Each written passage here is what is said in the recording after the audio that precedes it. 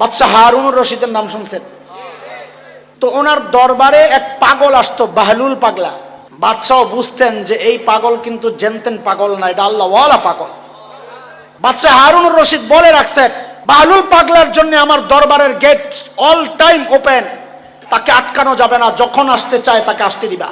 একদিন বাহলুল আসছে, বাদশাহ একটা ছড়ি ছিল, ছোট্ট লাঠি, আগেকার রাজা বাদশাদের হাতে ছোট্ট লাঠি থাকতো, এই ছোট্ট লাঠিটারে বাদশাহ এরকম ঘুরাইতেছে, এর মধ্যে বাহলুল ঢুকছে।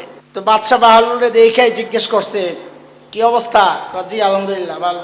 তো লাঠিটা দিছে বাহলুলের হাতে, কয় নেন নেন। কয় কি করুন? কয় আপনার চেয়ে বোকা কাউরে পাইলে ওরে দিয়ে দিয়েন। দেখছেন নাকি খুসাটা মারছে? তার মানে বাদশাহ বুঝাইলো আপনার চেয়ে বোকাও দুনিয়ায় কেউ নাই, দেওয়াও লাগবে না, এটা আপনি রাইখা দিয়েন। আপনি রাইখা দিয়েন এটা ডাইরেক্ট না বইলা কি বলে, আপনার চেয়ে বোকা যে তার দিয়া দিয়েন। তো বাহলুলের সরল সোজা মানুষ, বেচারা যায় খালি খোঁজে, আমার চেয়ে বেকল কে আছে, দেখ কাউরে পায় না। 2-3 বছর খালি খুঁজছে, কাউরে পায় না, লাঠিও দিতে না, নিজের কাছেই রাখে। বাদশাহ তো চাইছি এটা যে বাহলুল পাগলার কাছেই থাক লাঠিটা। 2-2.5 বছর পর হঠাৎ খবর আসছে হারুনুর রশিদ মৃত্যু সজ্জায়, জীবন সায়ান্নে উপনীত, জীবনের শেষ দিনগুলো কাটাচ্ছে। বাহলুল চিন্তা করছে, আরে বাদশাহ আমারে কত মায়া করছে, একটু দেখে আসি। রুগীকে দেখতে যাওয়া এটা অনেক সওয়াবের কাজ, এটা সুন্নাহ। বাহলুল রওনা দিছে হারুনুর রশিদের দরবারে। দরবারে যখন যায় ঢুকছে, বাদশাহ হারুনুর রশিদকে সালাম কালাম করছে, কেমন আছেন? তো বাদশাহ হারুনুর রশিদ বলতেছে, বাহলুল সাহেব আমার তো সফরের সময় হয়েছে।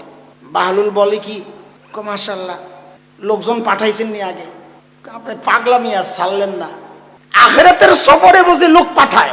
আপনি দিয়ে 1 মাসের লেগে কোথাও গেলে আগে সৈন্য টৈন্য পাঠাইয়া এলাকার খোঁজ খবর লন, এনে পাঠান নাই? কি পাগলামি করেন ঢাকা? ওইখানে কাউরে আগে পাঠান যায় না মিয়া? ও আচ্ছা, খানা টানা পাঠাইছেন? পাগলামি সারেন, চুপচাপ বোন আইসেন, দেখতেন, দোয়া করে যান গা। আপনি কি কথা কন এগুলা? খবরে গেলে বুঝি খাওন দিব, এনে বুঝি খাওন লয়া যাওন যায়? তো বাহলুল পাগলাও জিজ্ঞেস করে, খানা টানা পাঠাইছেন নি? আরে পাগল, কবরের মধ্যে খানা পাঠাইছে? কি কই ডাকো পাগলামি, চুপচাপ বানাবে। আরে আচ্ছা ঠিক আছে বাদ দেন, আইবেন কবে? আরে আপনি তো পুরো পাগল হয়ে গেছেন, দেখা যায় আখিরাতের সফরে কেউ যায় আবার ফেরত আসে নাকি? ও তাই? বাদশাহ পাইছি। বলে কি পাইছেন?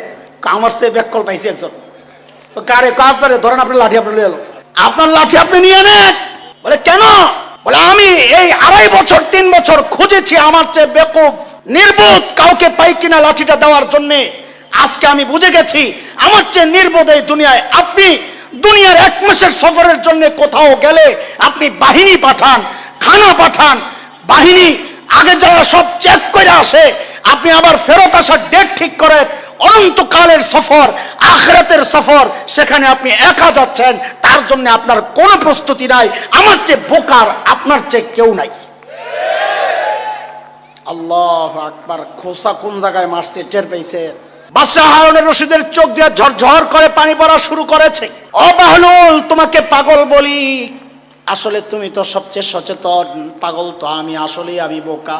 অনন্তকালের সফরের জন্য আসলেই তো আমার কোনো প্রস্তুতি নাই, অথচ অল্প সময়ের জন্য বের হইলে আমার কত প্রস্তুতি থাকে। আসলেই তো আমি বোকা। দোস্ত, ঠিক এই কথাটাকে আমি আরেকটা হাদিস আপনাদের সামনে পড়েছিলাম। নবী আলাইহিস সালাম বলেছেন, আল কাইয়িসু মান দানা নাফসাহু ওয়া আমিলা লিমা বাদাল মাউত। প্রকৃত সচেতন, প্রকৃত বুদ্ধিমান তো সে যে নিজেকে চিনে। আরে মুসলমান, আজকে আমি আমাকে চিনি নাই।